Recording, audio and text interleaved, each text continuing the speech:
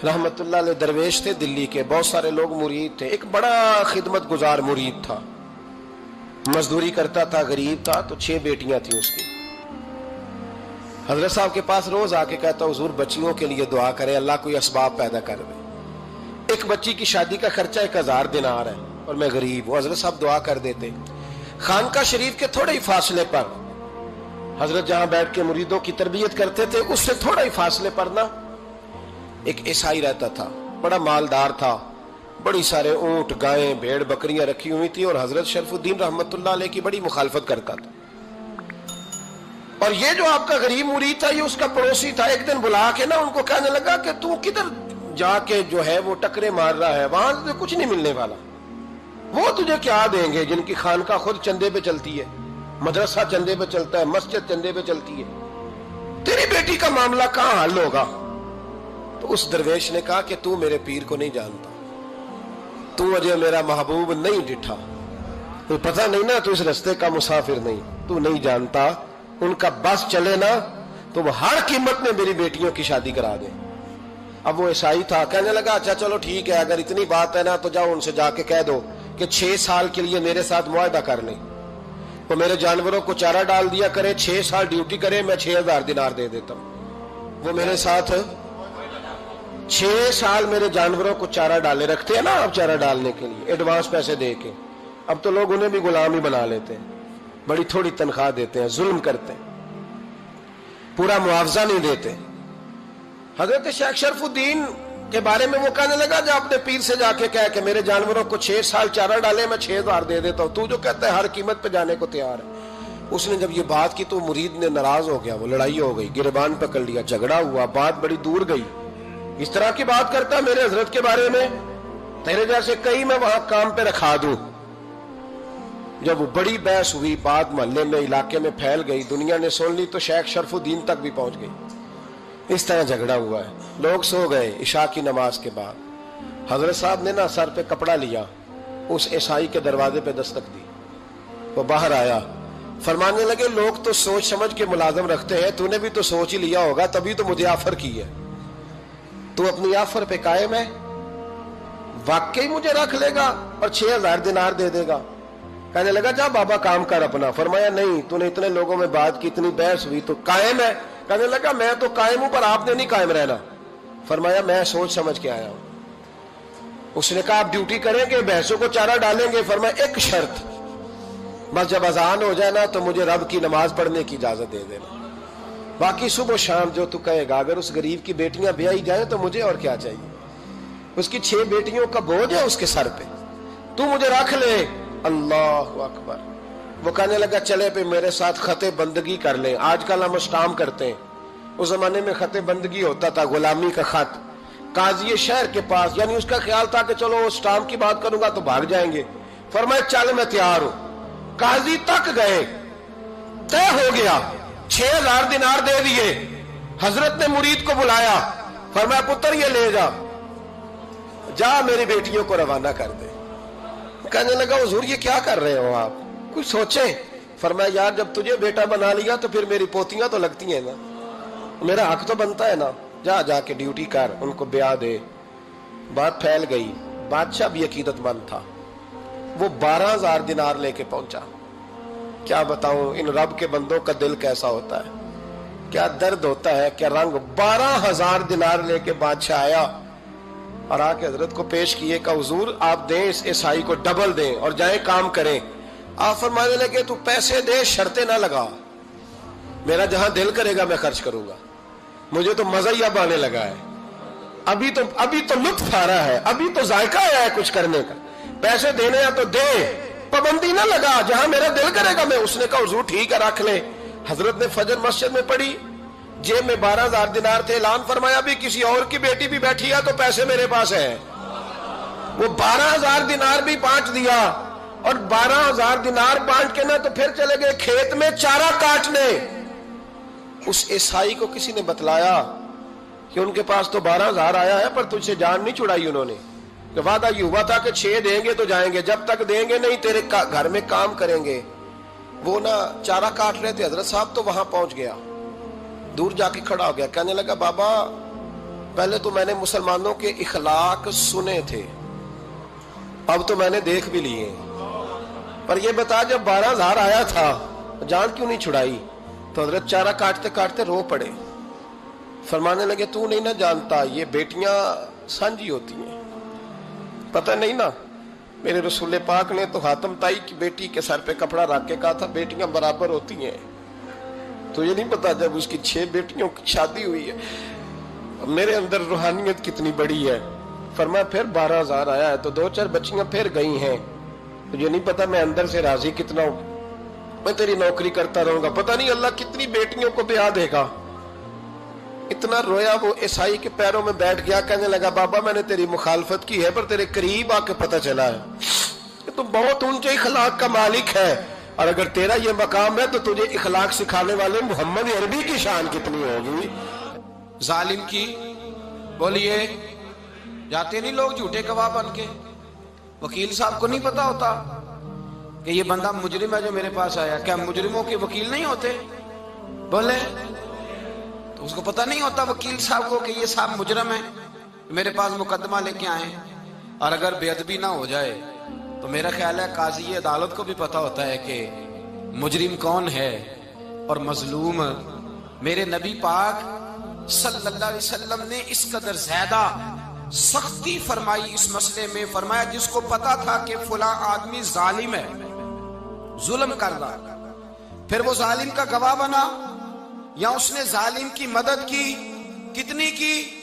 شارحین لکھتے ہیں چاہے اس نے ایک جملہ بول کے کی، چاہے ایک، سارے بولیے، چاہے ایک غریب کو اس نے ظلم کیا تو کہتے ہیں علاج یہ سی، چاہے ایک جملہ بول کے کی، شارحین اس حدیث کی شرح میں لکھتے ہیں ایک جملہ بول کے چاہے مدد کی، جس بندے نے کسی ظالم کی مدد کی کسی مقدمے میں یا کسی صورت میں اور اسے پتا تھا یہ ظالم ہے، میرے نبی پاک صلی اللہ تعالی علیہ وسلم فرماتے ہیں اگر اس نے مدد کی، ابھی ظالم کی بات نہیں ہو رہی، ظالم کے مددگار کی بات ہو رہی، اگر کسی نے ظالم کی مدد کی تو حضور فرماتے ہیں خدا بھی اس سے بری و ذمہ ہے، رسول بھی اس سے بری و ذمہ ہے۔ سنبھال کے رکھے اپنی نمازیں، قربانیاں، حج، زکوٰۃ سنبھال کے رکھے۔ اگر ظالموں کا مددگار ہے، الیکشن آ لینے دے، آپ کو نظر آ جائے گا کون کون ظالموں کا مددگار ہے، نظر آ جائے گا۔ اپنی جیب سے لوگ پیسے دے کے ظالموں کی مدد کریں گے، ان کے فلیکس چھپوائیں گے، بورڈ لگوائیں گے، جیبوں سے پیسے دے کے۔ ہم نے خود آگ لگائی ہے چمن میں اپنے، بے سبب گردشی ایام کو الزام نہ دو، ہم نے خود نور کا ظلمت سے کیا ہے سودا، کر کے توہین سحر شام کو الزام نہ دو۔ ظالموں کے مددگار میدان میں آ گئے، یہ چھوٹا لفظ نہیں، میرے حبیب پاک صلی اللہ علیہ وسلم نے فرمایا جو ظالم کا مددگار ہے سن لے جو سجن کے ساتھ کچہری جاتا ہے، وہ یاد رکھے جو دوست کا گواہ بنتا ہے، وہ یاد رکھے جو کہتا ہے میں مانگی گیا تھا، مجھے بلایا گیا تھا قبضہ چھڑانے کے لیے کسی غریب بیوہ کی جائیداد پہ، وہ سن لے تو مدد کر کے نہیں آیا، تو خدا کے ذمے سے نکل گیا ہے۔ رسول پاک نے فرمایا تیرا میرا تعلق ختم ہو گیا، تو ظالم کا مددگار ہو گیا، پھر تو کہتا میں بے چین ہوں، میں بے قرار ہوں، میں آزمائش کا شکار ہوں، پلٹ کے دیکھ تو صحیح تیرا گناہ کتنا بڑا ہے۔ میرے نبی پاک صلی اللہ علیہ وسلم کا ایک اور فرمان سن لیں، ابن ماجہ ابو داؤد میں موجود ہے، اس حدیث کو آپ نے یاد کر لینا ہے، کر لیں گے انشاءاللہ، سارے کہیے انشاءاللہ، کر لیں گے یاد۔ حضور صلی اللہ علیہ وسلم نے فرمایا اگر تو ظالم کی مدد کرے گا نا، یہ لفظ دل کی تختی پہ لکھ لینا، یہ مکافات عمل ہے، مکافات عمل دنیا، ادھر کرو گے تو ادھر بھرو گے۔ فرمایا اگر تو کسی ظالم کی مدد کرے گا، سن لے حضور کا فرمان ہے، اگر تو ابن ماجہ ابو داؤد سیاہ میں موجود ہے، فرمایا اگر تو کسی ظالم کی مدد کرے گا تو رب تعالیٰ مرنے سے پہلے تیرے اوپر بھی ظالم کو مسلط کر دے گا، تیرے اوپر بھی ایک دفعہ ظلم ضرور ہوگا اگر تو ظالم کی، وہ کسی صورت میں بھی ہو سکتا ہے، کسی صورت میں بھی تیرا بیٹا ہی اٹھ کے ظلم کر دے گا، تو الجھ جائے گا، کسی نہ کسی جگہ تیرے لیے تباہی کا سامان ہوگا، تیرے اوپر ظلم ہوگا، اس لیے کہ تو ظالموں کا مددگار ہے۔ چاہیے یہ تھا کہ تو مظلوم کی مدد کرتا، انسانی ایمانی یقین کا فریضہ سر انجام دیتا، تو ظالموں کا مددگار ہو گیا۔ ٹٹول کے دیکھ لیں، رزلٹ نکال کے دیکھ لیں، ہمارے زمانے میں ظالموں کے مددگار زیادہ ہیں، اتنی لمبی زبانیں نکال کے ظالموں کی مدد کرتے ہیں، بڑے بڑے کالم نویس اللہ نے انہیں قدرت دی لکھنے کی، تو اپنا قلم ظالموں کی مدد میں خرچ کرتے ہیں۔ وہ لوگ جن کو اللہ تبارک و تعالیٰ نے قدرت دی، ہمت دی، طاقت دی، کچھ لوگ ان کے حلقہ احباب میں، وہ اپنے لوگوں کو استعمال کر کے ظالموں کی مدد کرتے ہیں، ظالموں کی مدد کرتے ہیں۔ میرے نبی کریم سید عالم نور مجسم صلی اللہ علیہ وسلم نے فرمایا، اگر تو نے ظالم کی مدد کی تو جب تک تو توبہ نہیں کرے گا رب تجھ سے ناراض ہی رہے گا۔ اللہ تجھ سے، او بھائی جس سے رب بھی ناراض ہو گیا، نہ کھانا نہ پینا نہ سونا نہ جاگنا نہ نیند، پھر تیری ہر چیز تیرے لیے آزمائش ہو جائے گی، پھر تیرا سایہ بھی تیرے لیے خوف کا سامان بنے گا، پھر زندگی جیتی جاگتی لاش بن جائے گی، تو اپنے کندھوں پر اپنی میت اٹھائے پھرے گا جب تو ظالم کا مددگار ہوگا۔ اور نبی پاک صلی اللہ علیہ وسلم نے فرمایا، ظالموں کا مددگار بھی ظالم ہوتا ہے، ظالموں کا مددگار بھی، سارے بولے ظالموں کا مددگار بھی نہیں، کو نہیں، آپ سارے نہیں بولے، ایک دفعہ بولے ظالموں کا مددگار بھی، پکی بات ہے، ظالموں کا مددگار بھی۔ اللہ اکبر، جس کا یارانہ ہو، جس کا دوستانہ ہو، جو کہے میں نے نا اس کو اوکھے ویلے کے لیے ظالم کو یاد رکھا ہوا ہے۔ کبھی مشکل میں رکھے نہیں ہوئے لوگوں نے ظالم دوست، کہتے میں نے رکھے ہوئے ہیں، بلکہ ہمارے دیہات میں تو کہتے ہیں میں نے بازو بنائے ہوئے ہیں۔ کس کو بازو بنا لیا؟ ظالم بھی کبھی بازو ہوتا ہے، جو ظلم کی تلوار لیے میدان میں کھڑا ہے۔ قارون، حامان، فرعون، نمرود کا حال نہیں لوگوں نے دیکھا؟ اپنے زمانے میں آپ نے کتنے لوگ نہیں دیکھے جن کے سائے سے، آواز سے لوگ کانپتے تھے؟ پھر پولیس کی گاڑیوں میں وہ اس طرح مردہ پڑے کہ دنیا نے تماشا دیکھا ان کا۔ یہ رنگ ہم نے دیکھے نہیں اپنے آنکھوں سے۔ فرمایا ظالم کا مددگار بھی، جو کار میں بٹھا کے لے کے گیا وہ بھی ظالم، جس نے چائے پلائی وہ بھی، جس شخص نے کھانا کھلایا وہ بھی، جو کچہری تک ساتھ گیا وہ بھی، جس نے فلیکس کے نیچے، بڑے شرابی کے نیچے چھوٹی اپنی فوٹو لگائی وہ بھی، جو ووٹ کی پرچی ڈالنے گیا وہ بھی۔ کہہ دینا باہر نکل کے کہ حضرت صاحب نے سیاسی تقریر کی ہے، کہہ دینا، پر بات تو سچی ہے نا۔ خوگرے حمد سے تھوڑا سا گلا بھی سن لے، خوگرے حمد سے تھوڑا سا بھی گلا۔ امام مالک کے پاس ایک بندہ آیا، اس نے کہا حضور میں درزی ہوں، ایک ظالم بادشاہ مجھ سے کپڑے سلواتا ہے، میں تو ظالموں کا مددگار نہیں نا۔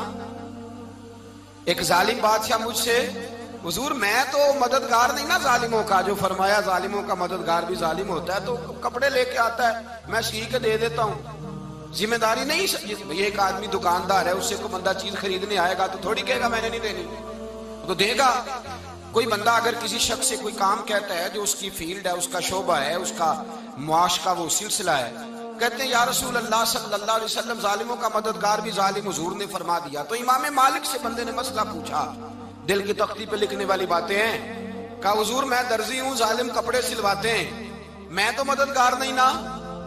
امام صاحب کہنے لگے نہیں، مددگار تو وہ ہوگا جو تجھے سوئی دھاگا فراہم کرے گا، تو پورے کپڑے سی کے دیتا ہے، تو خود بہت بڑا ظالم ہے، تو پورے سوٹ سی کے دیتا ہے، تو بہت بڑا ظالم خود ہے۔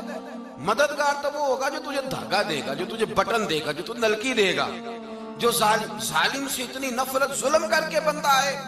یہاں تو ہمارے زمانے میں ہیرو بن جاتے ہیں لوگ، ظالم ہیرو ہے، لوگ اس سے ڈرتے پھرتے ہیں، گھومتے پھرتے ہیں، اور بہت سارے کم مزاج لوگ اس کے پیچھے ہاتھ باندھ کے پھرتے ہیں۔ ظالموں کی مدد کرنا، ظالموں کے ساتھ رہنا، یہ ظلم ہے، ظلم، یہ زیادتی ہے۔ میرے نبی پاک صلی اللہ تعالی علیہ وآلہ وسلم نے ارشاد فرمایا، یاد رکھو رب فرماتا ہے میں مظلوم کی مدد ضرور کروں گا، چاہے جلدی کروں چاہے دیر سے کروں، میں مظلوم کی مدد۔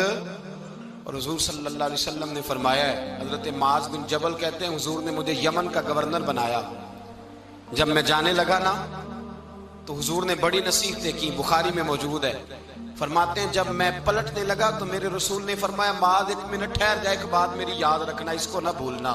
کہا حضور کیا؟ فرمایا دیکھنا کسی پہ ظلم نہ کر بیٹھنا، کہیں تجھ سے زیادتی نہ ہو جائے۔ محبوبہ پھر حضور نے فرمایا سن میرے معاذ، میں تجھے گورنر بنا رہا ہوں، زیادتی نہ کر بیٹھنا۔ یا رسول اللہ صلی اللہ علیہ وسلم کیا ہوتا ہے؟ تو میرے کریم نے فرمایا جب مظلوم دعا کے لیے ہاتھ اٹھاتا ہے تو عرش کا مالک کہتا ہے فرشتوں پیچھے ہٹ جاؤ، عرش کا مالک کہتا ہے فرشتوں پیچھے ہٹ جاؤ۔